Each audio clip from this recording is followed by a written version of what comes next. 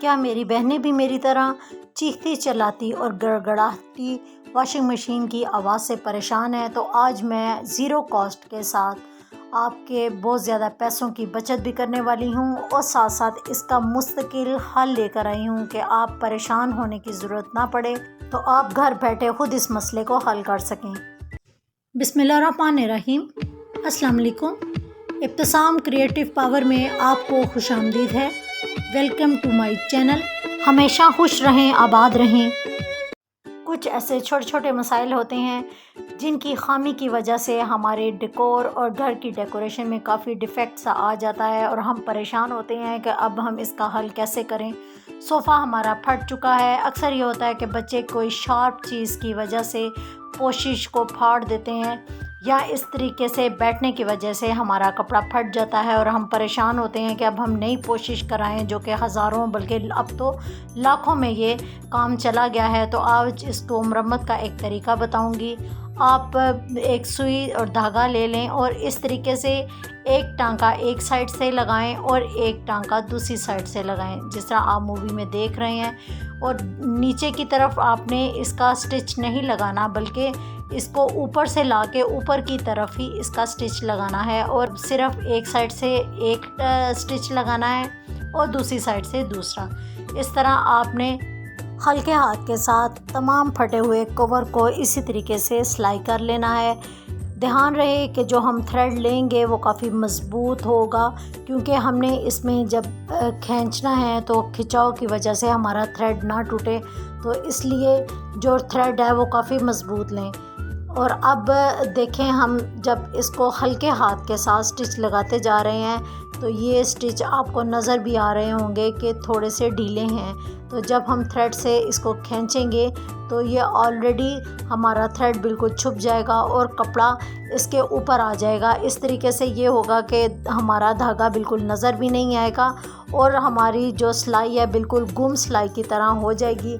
और इस तरीके से सोफ़े में टांके लगे हुए फ़ील नहीं होंगे कि हमने इसको टांके भी लगाए हैं या सोफ़ा कहीं से फटा भी था।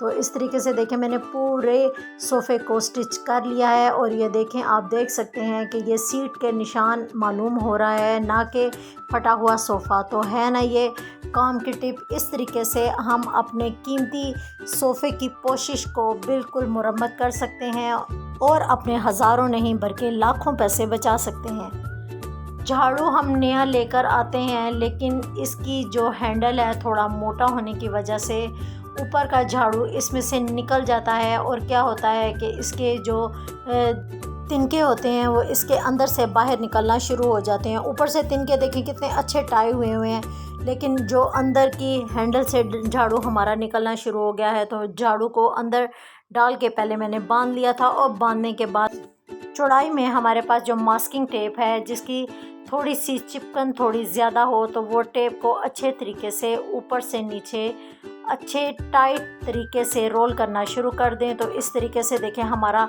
झाड़ू जो है बड़ी टाइटली टाई हो जाएगा और इसके जो तिनके हैं वो बाहर भी नहीं निकलेंगे। मौसम थोड़ा खुशगवार होने की वजह से शादियों का मौसम भी आता जा रहा है और ज़्यादातर शादियां इन लास्ट 3 मंथ में होती हैं, जिनकी वजह से मैं भी कुछ इन्हीं शादियों की तैयारी के सिलसिले में बाज़ार गई थी और मैंने कुछ शॉपिंग की थी। तो मैंने कहा आपके साथ शेयर करूं। ये एक 9 से 10 साल के बच्चे की शॉपिंग है जो मैंने की थी। तो मैं आपको दिखाना चाह रही थी कि ये किस तरीके से मैंने इसकी शॉपिंग की है। आजकल ज़्यादातर ट्रेंडिंग में ब्लू कलर जा रहा था, तो ब्लू कलर का ही मैंने प्रिंस कोट लिया है। और इस तरीके से देखें, इसकी हल्की सी कितनी डिसेंट एम्ब्रॉयडरी थी और इसका अंदर का जो लुक था वो भी कपड़े में क्वालिटी के लिहाज से बहुत मुझे अच्छा लगा था। तो सेकंड वाला जो मैंने शेरवानी ली थी वो भी मुझे एम्ब्रॉयडरी में पसंद आई। वो फॉन कलर की थी, इसके बाजुओं पे बहुत ज़्यादा अच्छी और फ़ाइन किस्म की एम्ब्रॉयडरी थी। आप देख सकते हैं कि इसकी एम्ब्रॉयडरी कितनी ज़्यादा फ़ाइन है और मुझे ये भी पसंद आई, तो मैंने ये भी रख ली। इसलिए क्योंकि जब हम बाज़ार जाते हैं तो हमें थोड़ा कपड़ों का इंतखाब करना थोड़ा मुश्किल हो जाता है, तो मैंने सोचा कि शायद ये शॉपिंग आपके लिए भी थोड़ी यूज़फुल हो जाए, क्योंकि आजकल बच्चों की शॉपिंग करना बहुत मुश्किल काम है, क्योंकि इसमें बहुत ज़्यादा आजकल वैरायटीज़ आ गई हैं और हम जब शॉपिंग करने जाते हैं तो कंफ्यूज से हो जाते हैं।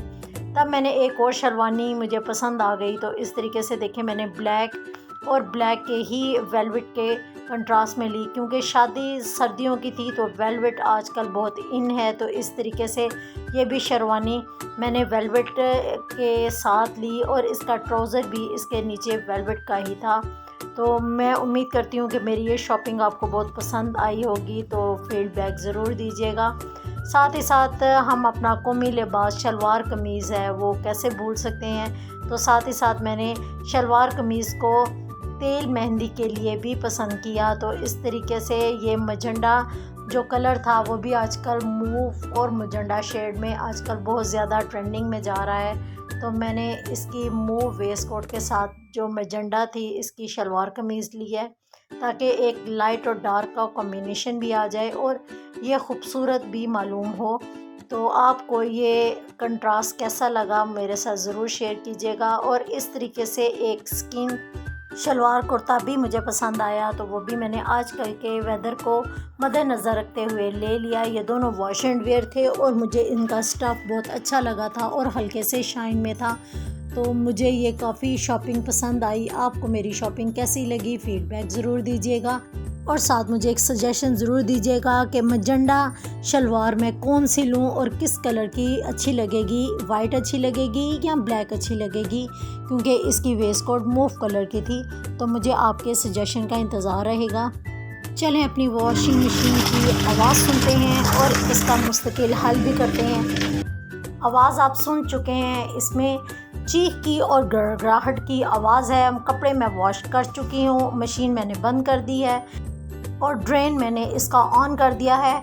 अब इसके अंदर से जो पानी है वो बाहर की तरफ निकल रहा है काफ़ी तेज़ी के साथ। देखें पानी इसका मशीन का हमारे बाहर निकल रहा है और मशीन हमारी बिल्कुल एम्प्टी हो चुकी है।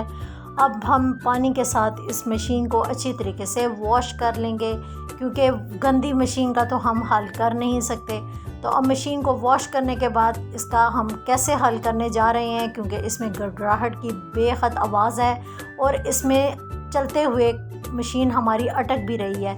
तो इसका आपको ये नट नज़र आ रहा होगा, तो एक स्क्रू ड्राइवर ज़रा बड़े वाला लें, क्योंकि ये छोटा है और मशीन खोलने में थोड़ी प्रॉब्लम दे रहा है। तो मैंने फ़िलहाल इसके साथ मशीन को खोलना मेरे लिए मुश्किल हो गया था, लेकिन मेरे पास घर में यही पड़ा हुआ था।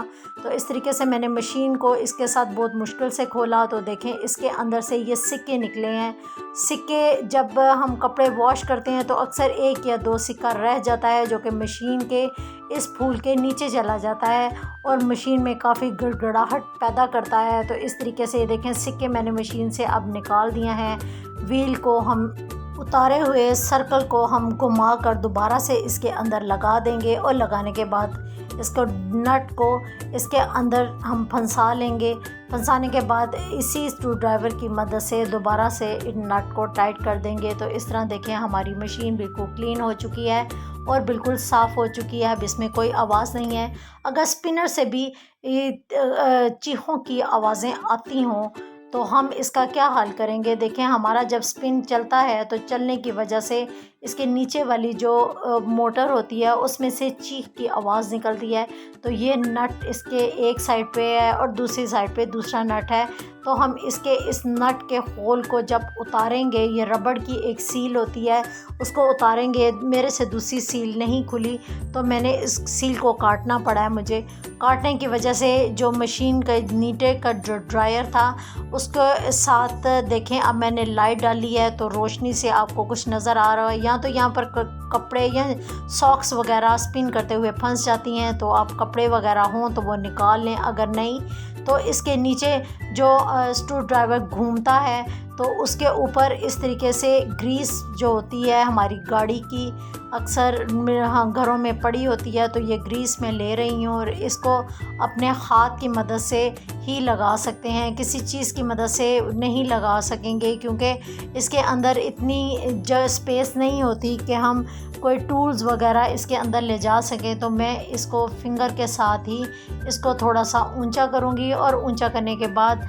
अपने ड्रायर के अंदर इसको ग्रीस को इसके जो ऊपर नट है नट के ऊपर ग्रीस लगा दूंगी और ड्रायर को हल्का सा घुमाने के बाद जो ग्रीस है वो पूरे नट पे हमारे लग जाएगी। इस तरह ये होगा कि इसमें जो आवाज़ पैदा हो रही थी वो आवाज़ भी पैदा नहीं होगी और हमारा ड्रायर बिल्कुल ठीक हो जाएगा। इस तरह देखें, मशीन का आप घर में बैठे हल कर सकती हैं और अपने लाखों पैसे बचा सकती हैं।